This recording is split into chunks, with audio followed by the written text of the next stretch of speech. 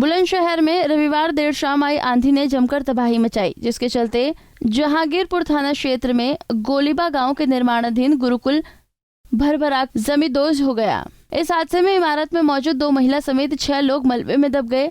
हालांकि सूचना के बाद तत्काल पुलिस मौके पर पहुंची और ग्रामीणों की मदद से पुलिस ने सभी घायलों का रेस्क्यू किया। मलबे में दबे सभी लोगों को बाहर निकलवाया गया। तो वहीं इस हादसे की चपेट में गुरुकुल के 2 छात्र आ गए, जिसमें से एक छात्र की मौत हो गई, जबकि दूसरा छात्र गंभीर रूप से घायल हुआ है। इस हादसे में गांव के कुछ लोग भी घायल हुए हैं, जिन्हें इलाज के लिए अलग अलग अस्पताल में भर्ती कराया गया है। वो ऐसा कल वो राम कथा की कह रहे 4 साढ़े 4 बजे थे, तो हम वो राम कथा सुनने की वजह से गांव के बहुत लोग हैं, लेडीज भी हैं, आदमी भी है, वो सुनने को चले गए वहाँ। भाई संगठन तो संगठन ही हो रहे। अब वहाँ ये आंधी आई 7 बजे के करीब में। आंधी तूफान आने पे वो चद्दर और वो जो नीचे फ्रेम से होगा वो कहते वो उख रही हैं और दीवार गिरी है। दीवार गिरते ही हम दीवार के नीचे दब गए, लिखा रहे हम। तो फिर बच्चों को भी चोट आई है? बच्चों को भी चोट आई है। अब मैं गिनती भी ना कह सकूँ कितने के आई है, जब वही अपना ऊन आ रहे हो जी।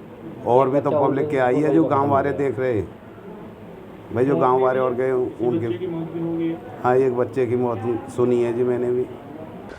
ये हमारा एक नेताजी पाठशाला के अंतर्गत एक छोटा प्रोजेक्ट रन करने का प्रयास कर रहे थे, जिसमें गांव के लोगों को, विद्यार्थियों को, छोटे बच्चों को, गरीब बच्चों को मुफ्त में शिक्षा के रूप में, जो कि संस्कार से प्रेरित हो।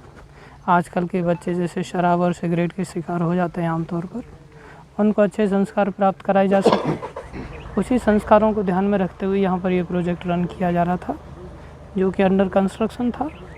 इसकी वाइब्रेशंस को प्योरीफाई करने के लिए हम लोग संकीर्तन करते थे।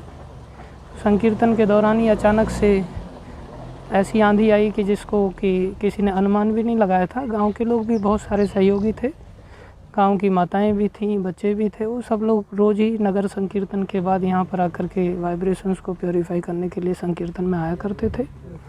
अचानक से ऐसा तूफान आया कि शेड उड़ गया और दीवार को भी उसने धकेल दिया, जिसकी चपेट में कुछ लोग आ गए। लेकिन इतनी समस्याजनक स्थिति नहीं हुई, लेकिन फिर भी एक दुखद समाचार ये रहा कि एक बालक की मृत्यु हो गई। अच्छा, कितने बजे की ये घटना होगी? कल शाम को 7 बजे के आसपास का समय था। कल शाम 7 जी। तो ये जैसे मैंने देखा यहाँ दीवारें मिट्टी की हैं, कच्चा बना हुआ है, इसका क्या उद्देश्य था कच्चा बनाने का? अंदर से कच्चा कंस्ट्रक्शन ही किया जा सकता है, जिससे कि ट्रांसीडेंटल वाइब्रेशंस, हम सभी जानते हैं कि गाय के गोबर में एक विशेष योग्यताएं होती हैं, जिससे कि वातावरण अपने आप में शुद्ध रहता है। तो आजकल का वातावरण पूरी तरह से फर्टिलाइजर्स वगैरह के माध्यम से दूषित हो रखा है, तो गायों के गोबर से हम लिपाई करते हैं। बाहर से हम परमानेंट कंस्ट्रक्शन खड़ा कर सकते हैं, तो वो करते ही हैं हम।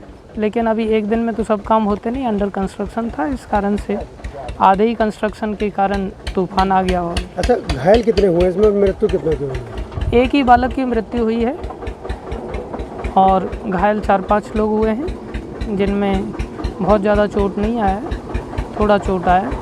सभी पूरी तरह से रिकवर हैं अभी, और सब अपने अपने घरों को, गांव के लोग भी। हादसे की जानकारी मिलते ही खुर्जा एसडीएम लवी त्रिपाठी मौके पर पहुंचे और घटना का मुआवना किया।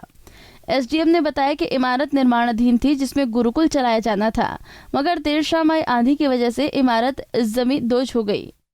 एसडीएम की ओर से मृतक और घायलों के परिवार को हर संभव मदद दिलाने का भरोसा दिया गया है।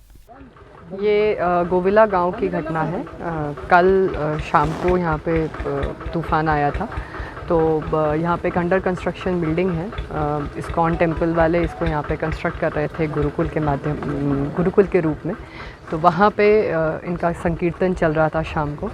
तो इसमें 2 बच्चों का हताहत होने की सूचना आई है, जिसमें से अभी पता चला है कि एक बच्चे की मृत्यु हो गई है कैलाश अस्पताल नोएडा में ही, और गांव के 3 लोगों की उसमें घायल हुए थे, जिसमें अब तीनों के तीनों आउट ऑफ डेंजर हैं। और जो बच्चे की मृत्यु हुई है उसके पेरेंट्स को इन्फॉर्म कर दिया गया है, और उसके पोस्टमार्टम की सारी प्रक्रिया पूरी की जा रही है। कहाँ का बच्चा है? बच्चा झारखंड का पता चला है। अभी बताया गया है इनके माध्यम से कि झारखंड का रहने वाला था और यहाँ पे गुरुकुल में शिक्षा प्राप्त करने के लिए आया था।